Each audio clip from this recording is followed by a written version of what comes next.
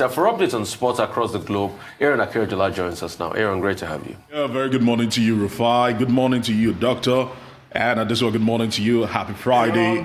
Yes, a lot is expected today, as today into the weekend we'll have a flurry of matches in the FA Cup. In England, it's the oldest competition. A lot of people have been questioning the rationale behind it. We'll talk about it in a moment, but one of the biggest games that has a huge question mark around it is the game between Liverpool and Aston Villa. We remember that earlier in the season, Liverpool were convincingly beaten by Aston Villa 7-2, but a massive outbreak of Covid-19 has actually is running through Aston Villa. Several players and several backroom staffs have been tested positive for Covid-19, and at the moment there are talks that if Aston Villa cannot put up 14 players, which is the minimum requirement for a match day, that game will be abandoned and they would have to forfeit it, talking about Aston Villa. But at the moment, as it stands right now, let's see how things actually play out. We're still watching to see what's the latest development. If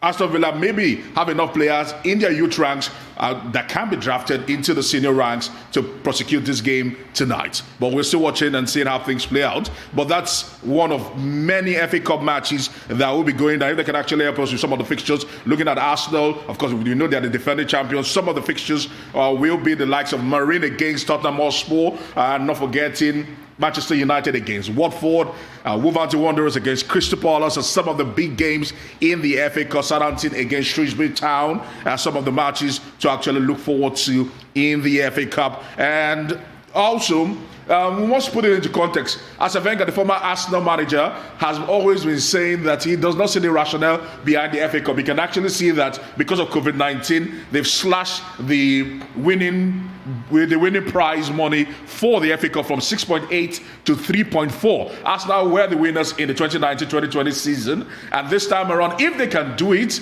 they will just be walking away with 3.4 million. And Arsene Wenger's line of thought has always been, you cannot buy a player for 60, 70 million, and you're expected to prosecute an FA Cup, which ultimately you walk away with just 3.4 million, or maybe 6 million, or 7 million, as the case may be. It doesn't make any business sense if the player even ends up getting injured. Now, moving away from that, talking about Arsenal, we've actually heard that Arsenal has actually secured a loan from the Bank of England, their COVID-19 financial facility, to the tune of $120 million. And you know that COVID-19 has ravaged financials of several key clubs across the plane, not just in England, across the world, and Arsenal are looking to mitigate against that particular loss. Match day revenues have been badly hit because no ticket sales have actually been going out, and more importantly, fans are not even allowed to come into the stadium, and they are expected to pay the loan between now and May. And more importantly, Arsenal are not the first team to have secured a loan like this. Last year, Tottenham Hotspur secured a loan of £175 million, which is even higher than what Arsenal actually gets this time around. And the FA also secured a loan sometime last time out. You look at Arsenal are actually in a very precarious circumstance or precarious situation, understanding that their wage structure is very high. They're having the highest earning players and not firing on all cylinders for Arsenal. If they can actually help us with a breakdown of some of the Arsenal wage structure, you can actually see that players like Pierre-Emerick Aubameyang is earning well over £350,000 a week. The likes of Mesut Ozil, over £350,000 a week. Ozil has not played in 300 days for Arsenal, but he keeps earning wages of £350,000. William, who has been underperforming, moved from Chelsea to Arsenal, he's earning £220,000. Thomas Partey 200. And if you look at Mesut Ozil, now let's actually move it to Mesut Ozil. It actually shows something very, very, very, very sad, and that is what you find in football. You can see that Mesut Ozil, his wage structure, actually he walks away with £18 million, and as we speak to you right now, he's not played again, like we've said. And if he stays at Arsenal between now and the end of the season, there are talks that his pay package will be £8.75 million plus some loyalty bonuses that he is entitled to. You look at that, and that is not looking good, and that's why Arsenal will find themselves in a situation whereby they would have to borrow money from the Bank of England. Moving away from that, talking about transfers, Mesut Ozil is among several players that have been in the talks about transfer, but in the meantime, Amad Diallo, the young star pacey winger from Atalanta in Italy, has joined Manchester United ranks, and I must say I'm glad to see this happen, but where would he play at Arsenal? At Manchester United at the moment is left to be seen. Omar Eric, a 19-year-old, has joined from Hertha Berlin to Arsenal. Another man who has come to the club, maybe one for the future, not one for the immediate, because at the moment, Arsenal, I think they have more than enough players on the wings, but this particular list actually shows the players that can sign a pre-contract thanks to the Bosman rule ahead of the summer. The likes of Lionel Messi, Sergio Aguero, David Alaba, Sergio Ramos, Mesut Ozil, Memphis Depay, Jerome Boateng, Gini Wijnaldum, Julian Draxler, to mention but a few. Quite a lot of these players are in the market right now, and they can decide to move if the club wants to probably maybe nick something out of them before the summer. So let's see what happens. Of course, the most prolific amongst them all, and the high-profile case there is Lionel Messi. Whether he stays at Arsenal is left to be seen. At the end of the month, we'll be having a particular We'll be having a particular election taking place at Barcelona, where that would determine where Lionel Messi actually goes, stays, or what he does with his future. Now, they put up a breakdown of the most valuable players in the world. At the moment, Marcus Rashford of Manchester United is the most valuable player in the world at the moment, with the likes of Haaland, Alexander-Arnold all making that particular list. And you see just all that. And the likes of Lionel Messi, Ronaldo, and the rest of them are down in the pecking order. I can imagine. I mean, Aaron. Yeah. You know, the sad part is how I wish that Mr. Bosman, that fought for this in the 90s, this Bosman rule, you know, could enjoy all the things all these players that are enjoying under his rule now. Because what he fought for was really, really, really important. And it has changed football. But Mr. Bosman is still living a lot of penury. That's the sad part of it. But football has to be revamped, and we need to ask critical questions. And this pandemic brought forward all of the need for these critical questions. Football wasn't like this before. It was until the 60s things changed in England. Big money came into football, and at 87 we had the first £1 million signing.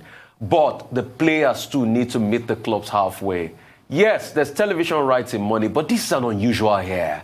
Players like Mesut Ozil can't be walking away with 350,000 without playing. Those clauses too have to be put in the contract. I know the likes of the Mino Raiola and are holding the clubs by the jugular when they're signing this contract. We'll go for a quick break. We'll come back after this commercial timeout.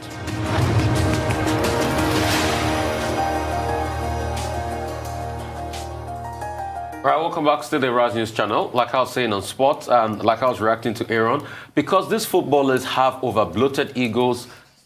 They are earning so much, it's pretty much ado about nothing for them. They're not performing on the field. They're more concerned about the money. I know they've got big agents that can squeeze the clubs, the likes of Raiola and some other agents like that. But they too should temper justice with Messi. And this is where FIFA needs to come in. There needs to be a regulation of some sort to football. I know television has opened the eyes of footballers to a lot, but there needs to be some sort of regulations. For the first time in recent time, I'm hearing that a club like Arsenal has to borrow money to be able to pay. That doesn't make business sense. Rufai, this was unheard of during the era of Arsene Wenger. Yeah. They always turn the profit regardless of what happened. That doesn't make business sense. That shows it doesn't make business sense. But other clubs have been doing it in the past. The likes of Barcelona and co. borrow money to buy footballers, which doesn't make business sense. Real Madrid is very, very notorious for doing that, but they always have a repayment plan always in place, and they've not defaulted. But COVID-19 has shot every footballing business in the foot. So you look at that and you say to yourself that if you are not prepared before the COVID period, certainly you find yourself in a very deep black hole. All right, very quickly, Aaron, sorry. I'm particular about the Olympics. Just yesterday, we finally saw Japan going into a lockdown. Is the Olympics in jeopardy? No, they said it should still go on. It should still go on as it stands right now. We know that they've actually entered a state of emergency, talking about Japan, but they are still insistent that the Olympics will go on. And it's still months ahead, and we are hoping that things get better. And more importantly, because there are talks that should athletes be prioritized in this particular, in the pecking order of getting a vaccine. That will determine, because even in football, there are talks about athletes even getting vaccines. And if that is the case, certainly we should be able to have an Olympic. But without a doubt, whether the vaccines kick in or not, we will be having a very toned down Olympics. Let me squeeze three things into less than a minute.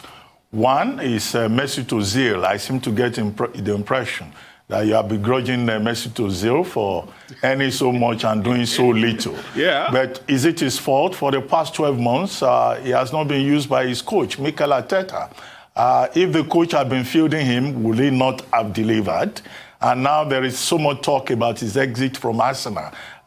We understand he's talking to Fenerbahce. Yeah. That has not been finalized yet, but the speculation, in fact, is that he will stay till the end of the season so that he can get that bonus that you talk about. So it's not a problem for him. And as for clubs borrowing, where Tottenham Sports also borrowed under the COVID financing facility provided by the Bank of England, FA Cup also, FA also, borrowed. Yeah, they did borrow. Yeah. The second point I want to make quickly is about Pelé. The other day you brought a story here about Pelé updating his Instagram profile. Yeah. Well, he has since spoken up to say that he did not update it. And that, in fact, he thinks that these big stars with incredible achievements, referring to Lionel Messi and Cristiano Ronaldo, that you cannot take away from their achievements. So, and I think it's good that Pelé has been able to offer that clarification. Who now updated it? Well, no, he said it had always been like that. No, in fact, there was some expression that was used to classify or characterize the report that he updated it, but he denied it. And then finally, Chairman Christian Chukwu was 70 on Wednesday. Yes. I don't think we should overlook that. We should wish him happy birthday. The captain of the First Nations Cup team from Nigeria that won in, 1980? Yeah. And also assistant coach for the Super Eagles Nations Cup team that won again in 1994. He's been going through a rough patch, health-wise, but it's good to see that his state government is celebrating him. I think he also deserves to be celebrated by other Nigerians. Even the president said a congratulatory message, but more importantly, we must say that many thanks to what Amaju Pinnick and Femi Otedola did for him, because they actually put some money together, sent him abroad for treatment, and I'm happy he's celebrating 70. That's why... let me just leave it at that. Let me not try to complicate it. These were the true originals, long before football became big business. Yes. And, in our own younger days, Chairman Chukwu was one of those footballers that inspired a lot of people in and out of sports. Yes, he remains a legend at Rangers International, without a doubt. The coordinator of the defense. Powerful man. Chairman himself. Chairman Christian Chukwu. And he also coached Kenya at a point, right? Yes, he was in Kenya. He was in Kenya for a bit, right? Thank you so much, Aaron. Really appreciate you.